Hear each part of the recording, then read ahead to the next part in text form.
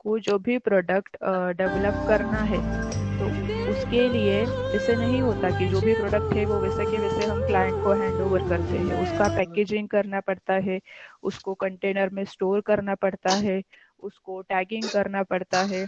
उसको अच्छे से स्टोर करने के लिए अगर कोई फूड प्रोडक्ट है तो उसको हम प्रिजर्वेटिव्स ऐड करते हैं उसका शेल्फ लाइफ अच्छा रखने के लिए।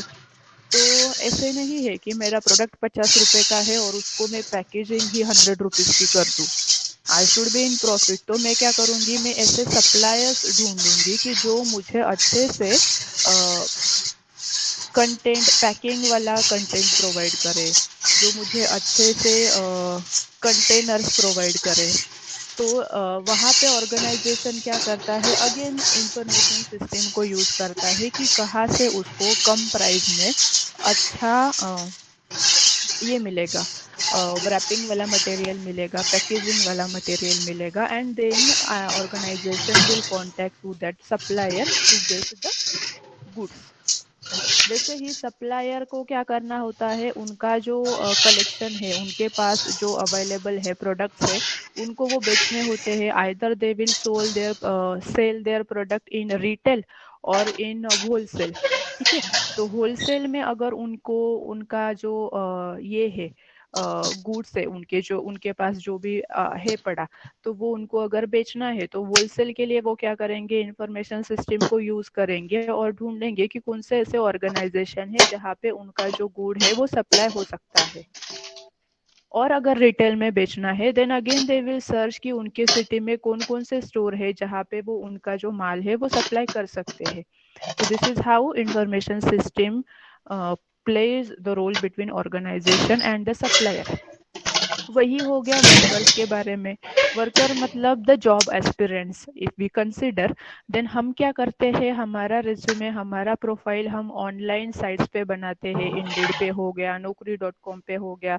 तो हमने क्या किया, इंफॉर्मेशन सिस्टम यूज किया जहाँ पे हमने हमारा प्रोफाइल एक्सेसिबल कर दिया उन लोगों को, those who are need the person to work in their company for fulfilling their needs।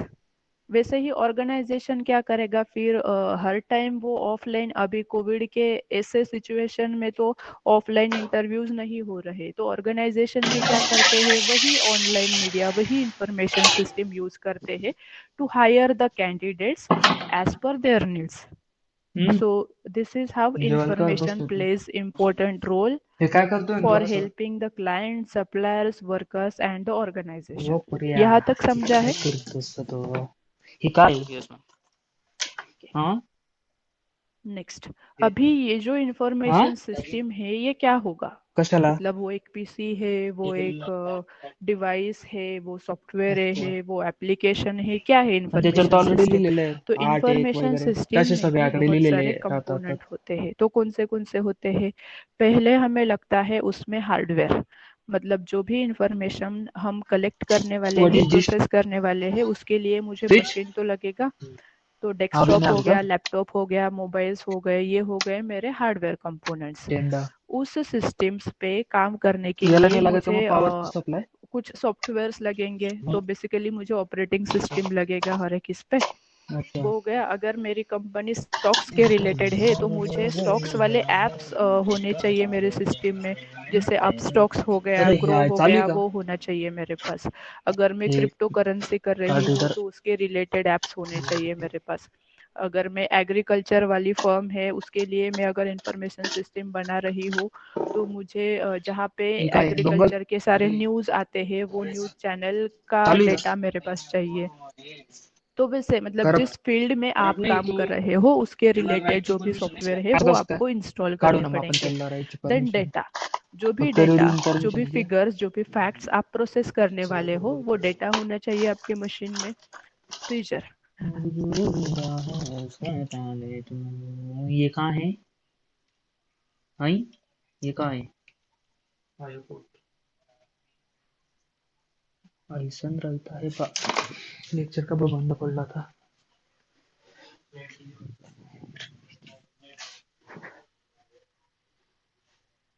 तेरी झलक शरफी.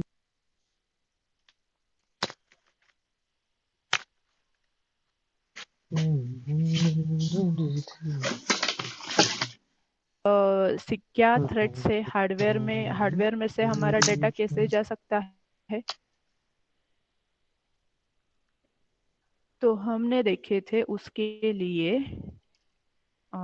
ये स्लाइड देखी थी हमने कि हार्डवेयर जो हो गया आपका, तो hardware is not that much important कि हार्डवेयर कोई आपका उठा के ले गया तो कोई प्रॉब्लम नहीं है, हमें we can purchase the new thing, but उसके अंदर जो डेटा है वो लीक नहीं होना चाहिए। तो हार्डवेयर में हमें क्या करना पड़ेगा, जो एक्सेस है फॉर इंटरएक्टिंग द हार्डवेयर वो हमें कहीं तो भी रिस्ट्रिक्ट करना पड़ेगा। क्योंकि क्या होता है, ही किया ना तो क्या होता है, जो रिसेंट पैचेस आए हुए होते हैं आपके फोन को वायरस के साथ डिफेंड करने के लिए, आपके मशीन को वायरस के साथ रेजिस्ट करने के लिए, तो वो आपके पास नहीं होते और इजीली आपके सिस्टम में, आपके मोबाइल में बग्स आते जाते हैं, वायरस आते हैं। तो वो वल्नरेबिलिटीज अवॉइड करने के लिए हमें क्या करना होगा, हमारा सॉफ्टवेयर भी प्रोटेक्ट करना पड़ेगा by having the regular updates and antiviruses. Data, हम जो डेटा हमारे सिस्टम में स्टोर कर रहे हैं वो कैसे ट्रांसमिट हो रहा है, कैसे प्रोसेस हो रहा है, कैसे स्टोर हो रहा है, वो हमें देखना होगा। कि जैसे हम प्रोसेस कर रहे हैं डेटा को, तो ऑनलाइन टूल्स यूज करने से अच्छा ओ है अप्पा हम एक आध एप्लीकेशन सॉफ्टवेयर डाउनलोड करें और उससे हम हमारा जो 2 वाजी जायली बरं कंप्रेशन का का हुआ या मिनिमाइजेशन का हुआ, नाही image to college text, time text to कम हुई इमेज जायले जो भी बरं का कन्वर्जन हम 5 वाज करते हैं, 5 वाजे लोग टेक्स्ट टू नाही राहत पीडीएफ, पीडीएफ टू 3 टेक्स्ट, साडेतीन तो पर्यंत ऑनलाइन राहत आणि करने ते से माझं अच्छा नाही है म्हणजे कि कॉलेज वो टाइम 4 वाजे लोग हो पण एक अकाउंट एप्लीकेशन सेक्शन टाइम है डाउनलोड ना करो और उससे तो उसको 3 साडेतीन प्रोसेस करो। पर्यंत या फिर भेटत हम का जब ट्रांसमिट भी करते हैं, तो व्हाट जसं मीडिया म्हणजे यू आर जायचं यूजिंग, फायदा नाही हो आपल्याला लाइक सीएन की ओरल में हमने आपको पूछा था कि what is difference between H T तर वो टी पी याच्यात एंड जागण एच टी टी लागत पी नाही एस तो दैट एस भंगार आहे स्टैंड्स फॉर सिक्योरिटी। तो mostly you should transmit your data to the websites who have their वायरीला domain वायरे name, their URL as attached with HTTPS, so that you will have the thing in your mind that I have transferred to data, transfer my data to the secure site। तो आपको वो data check करना पड़ेगा कि आप कैसे transmit कर रहे हो, कैसे प्रोसेस कर रहे हो। देन प्रोसीजर्स, आपको कुछ security policies and procedures define करनी होंगी आपके ऑर्गेनाइजेशन के लिए to keep your data confidential and private. Then people, people एक ऐसी एंटिटी है जहां से आपका डेटा बहुत इजीली लीक हो जाता है।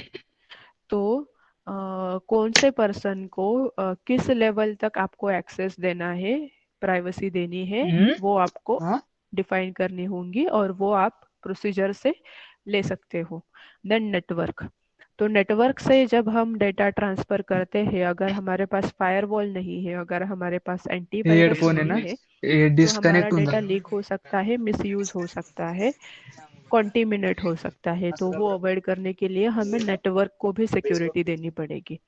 तो यहाँ पे जो हमने पीपल, प्रोसीजर एंड डेटा, ये जो तीन चीजें देखी हमने, those are on the side of human, मतलब पीपल भारी आर हे सेल्फ। कोणते आहे तो हमसे हमारा हे डेटा जो इंफॉर्मेशन है वो लॉस हो सकता है, कॉन्टेमिनेट हो सकता है, तो वहाँ पे हमने देखना पड़ेगा कि कौन से हे टाइप बरोबर की बसतं सिक्योरिटी हे देनी ना है। प्रोसीजर्स जो हम डिफाइन करने वाले हैं उसके हिसाब से हमारा डेटा प्रोसेस होगा, ट्रांसमिट होगा, तो वो भी हमें देखना होगा कि कैसे ट्रांसमिट कर रहे हैं हम। And then comes the data, you have to say that how you are storing your data and processing your data.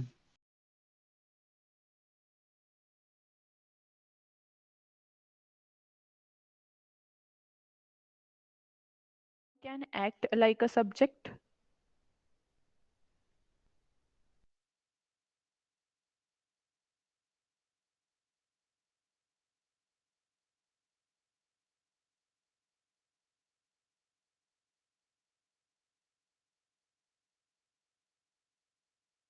that require to access an object।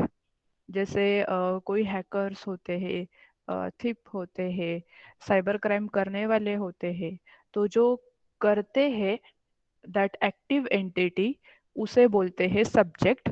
और जिसको यूज करके वो उनका टास्क अकम्प्लिश करते हैं, जिससे डेटा हैक करते हैं, जिससे क्राइम्स करते हैं, जिसे एक्सेस करते हैं उसे बोलते हैं ऑब्जेक्ट।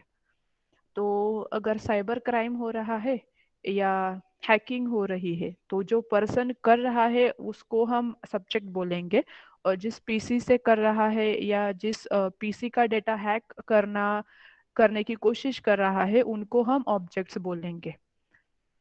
और समटाइम्स क्या होता है, जैसे सॉफ्टवेयर में ही ऐसे उन्होंने कोड लिखा होता है, ऐसी स्क्रिप्ट लिखी होती है कि वो सॉफ्टवेयर के या वो साइट के कहीं पे भी किसी बटन पे अगर हम क्लिक करते हैं तो हम किसी और साइट पे रीडायरेक्ट हो जाते हैं।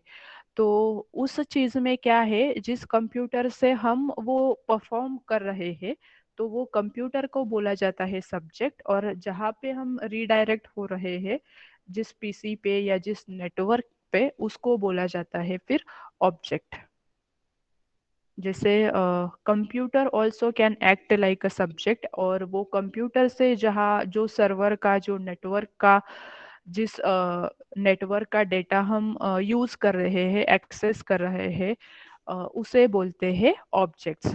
तो कंप्यूटर सब्जेक्ट भी हो सकता है ऑब्जेक्ट भी हो सकता है, but a person always will be a subject. तो जो एक्टिव एंटिटी क्राइम करती है, एक्सेस करती है, कॉन्फिडेंशियलिटी लूज करती है हमारे डेटा की, उसे बोलते हैं सब्जेक्ट। और जिस चीज को यूज करके वो सारा टास्क परफॉर्म होता है उनको बोलते हैं object. Got what is subject and what is object? Yes, ma'am. Okay. सो जाते हो क्या आप? आफ्टरनून के बाद जो भी लेक्चर होते हैं आपके, सो जाते हो उनमें? No, ma'am. टायर्ड हो जाते हो मॉर्निंग वाले लेक्चर्स में? रिप्लाई ही नहीं करते जल्दी। देन हमने देखा था एसेट्स। तो एसेट्स क्या होता है, कोई भी ऑर्गेनाइजेशन के जो रिसोर्सेस होते हैं, आइदर वो फिजिकल है या फिर लॉजिकल है। तो कंपनी की जो वेबसाइट हो गई, उनका जो इंफॉर्मेशन सिस्टम हो गया, उनका जो इंफॉर्मेशन है, उनका जो डेटा है, वो हो गए कंपनी के लॉजिकल एसेट्स।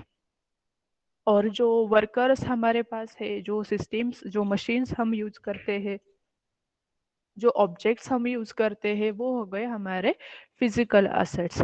तो एनी रिसोर्स, फिजिकल और logical resource of an organisation are called as the assets.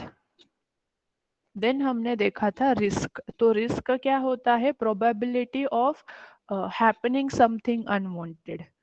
We are building a organisation, we are building a firm. तो हम हमारा ये माइंडसेट होता है कि मुझे प्रॉफिट भी हो सकता है या मुझे लॉस भी हो सकता है।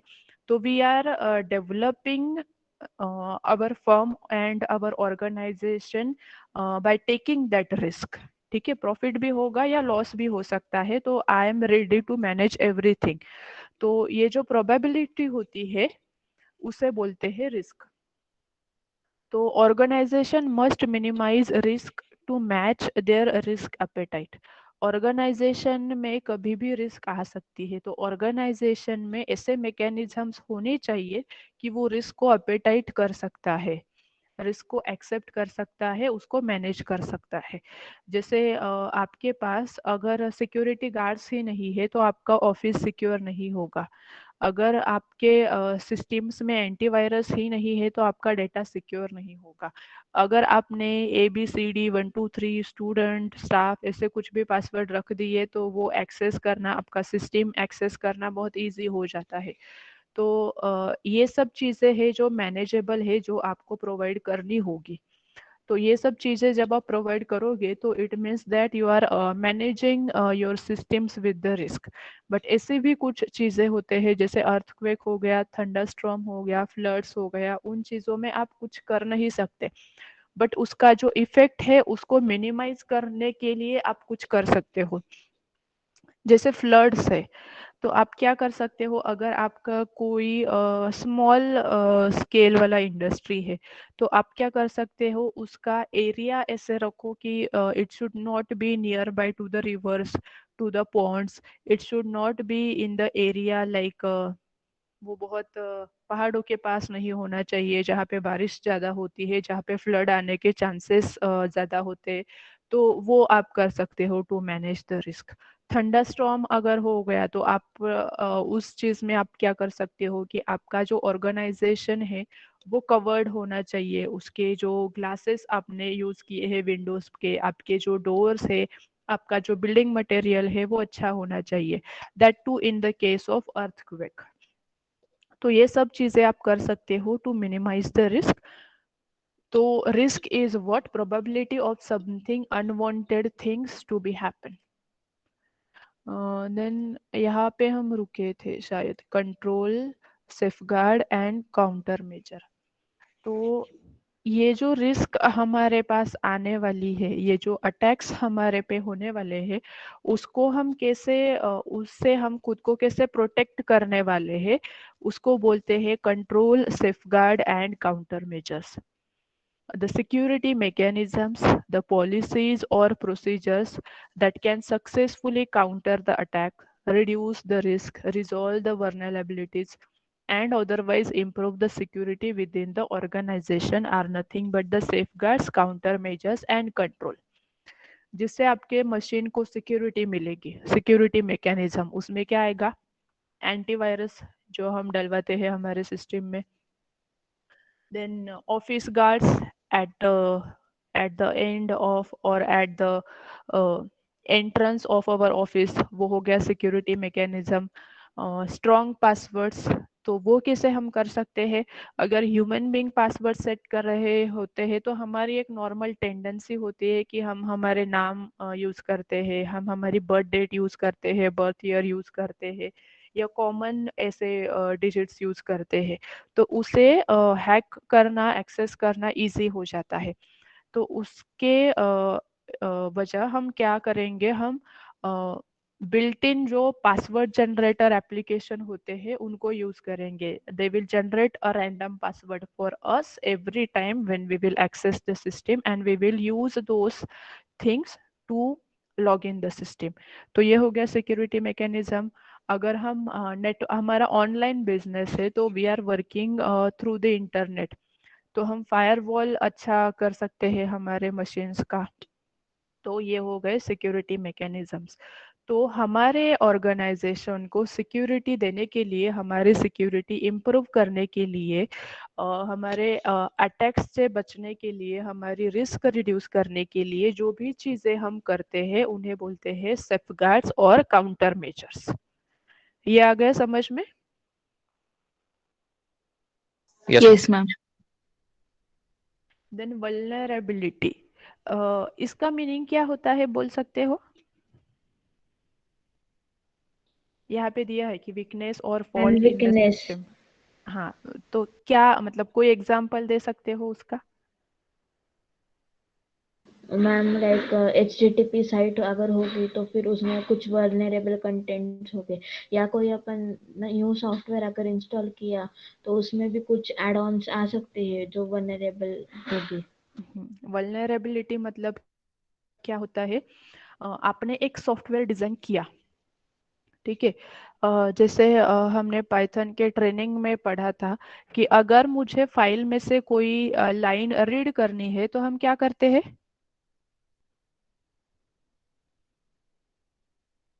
कौन सी कमांड यूज करते हैं हम? मैम क्वेश्चन पर रिपीट कर। Whenever I want to read content from a file using Python program, which command I will make use of?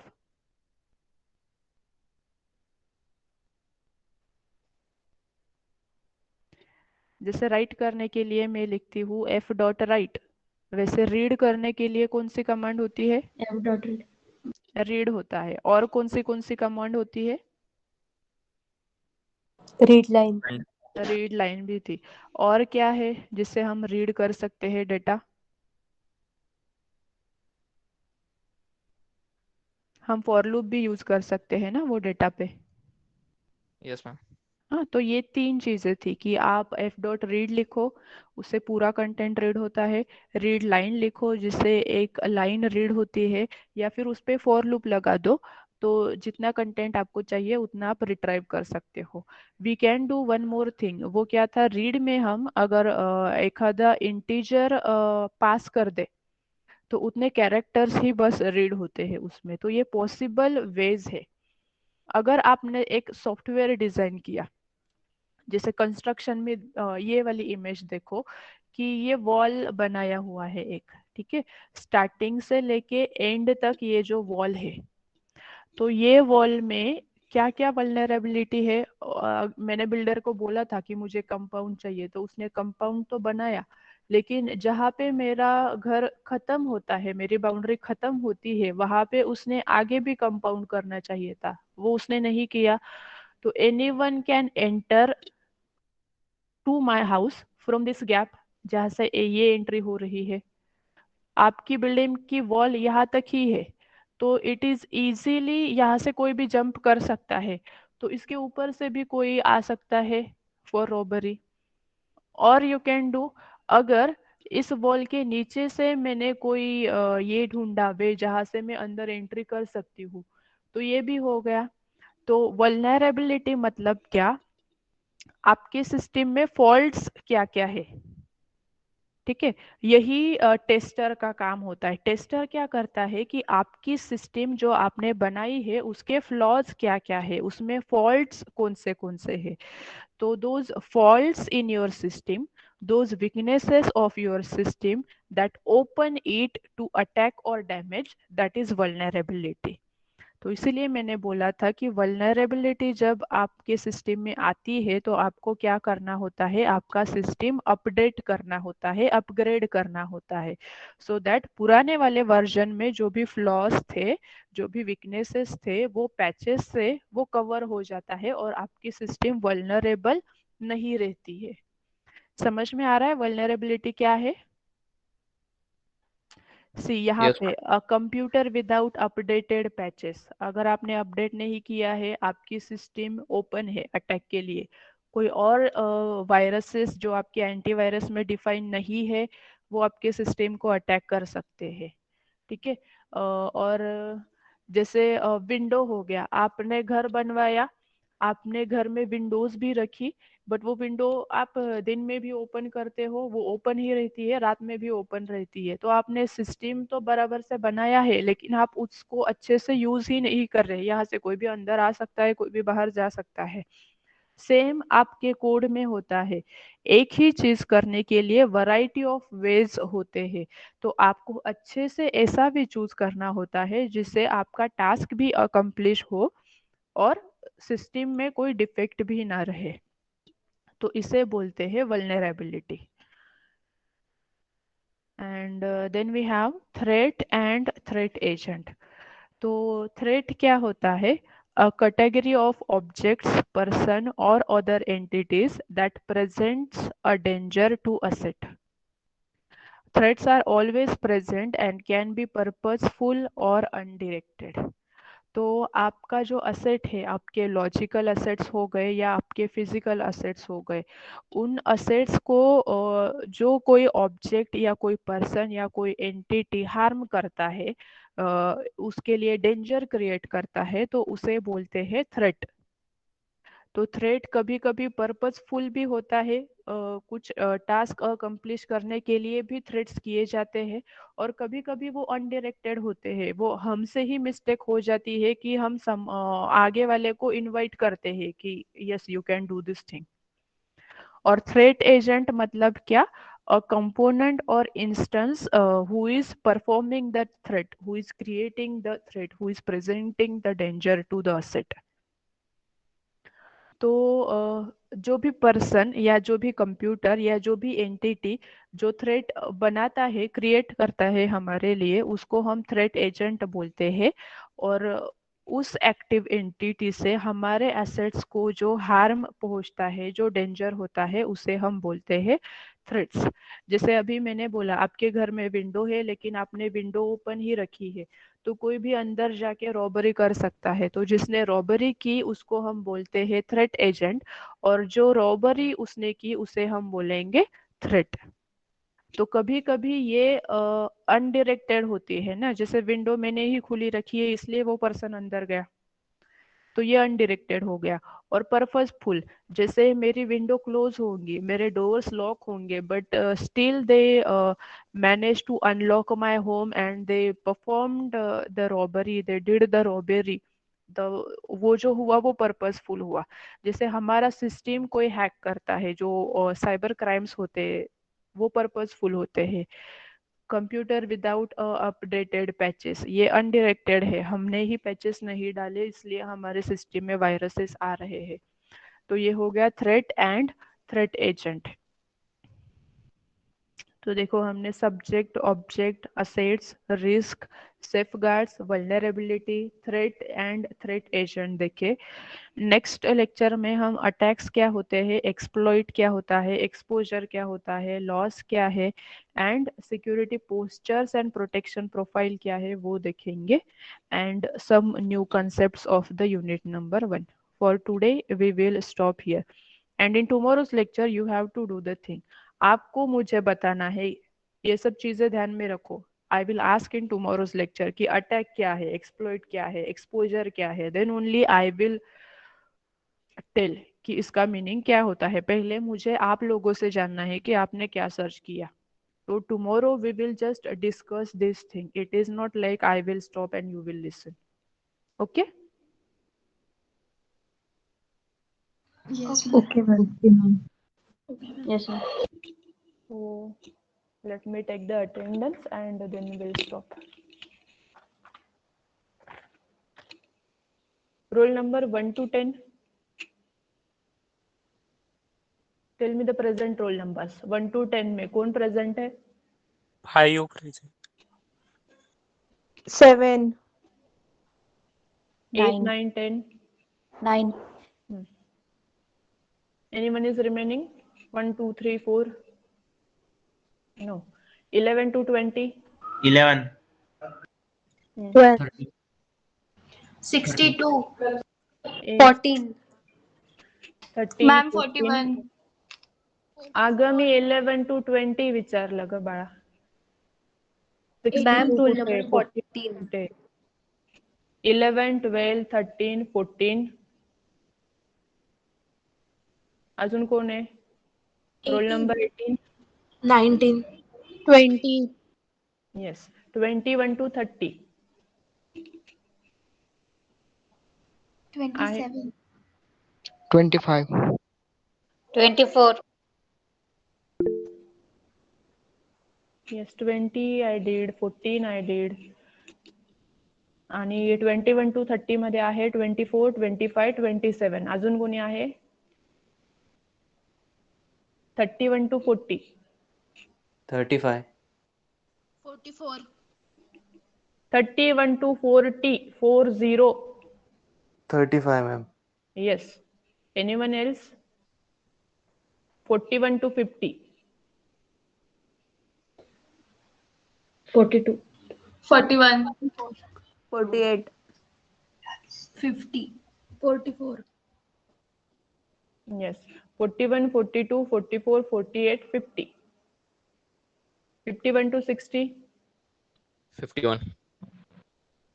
52, 53, 54, 57, 55, 55, ma'am. Yes. 56, 51, 52, 53, 54, 55, 56, 57, 58, 59, 60. 59 present, ma'am. 59. Okay. 61 to 70. 62, 65, 68, Anyone else? ma'am. 73, 70 onwards कौन कौन है? 73. अजून 74.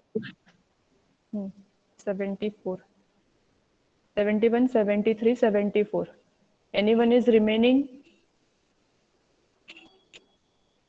Okay. You can leave the class. Thank you, ma'am. Thank you. Thank you. ma'am.